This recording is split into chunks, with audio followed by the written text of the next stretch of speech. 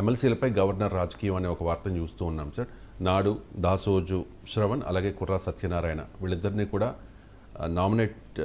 Governor quota MLC పదవులకి government nominate చేస్తే అప్పుడు తమిళసై రిజెక్ట్ చేశారు. ఇప్పుడు కోదండరామ్ని యాక్సెప్ట్ చేయడం మీద కేటీఆర్ అభ్యంతరం వ్యక్తం చేస్తూ ఉన్నారు సార్. వాళ్ళు అనర్హులైనప్పుడు వీళ్ళు కూడా ఈయన కూడా అనర్హులు కదా, ఈయనకు కూడా రాజకీయ నేపథ్యం ఉంది కదా అని చెప్పేసి.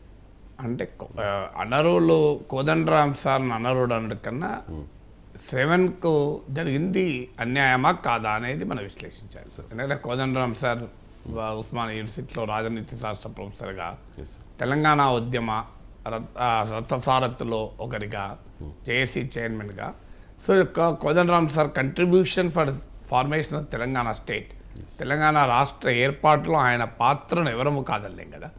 అందువల్ల ఆయనకు శాసన మండలి సభ్యత్వం నిజంగా వాస్తవంగా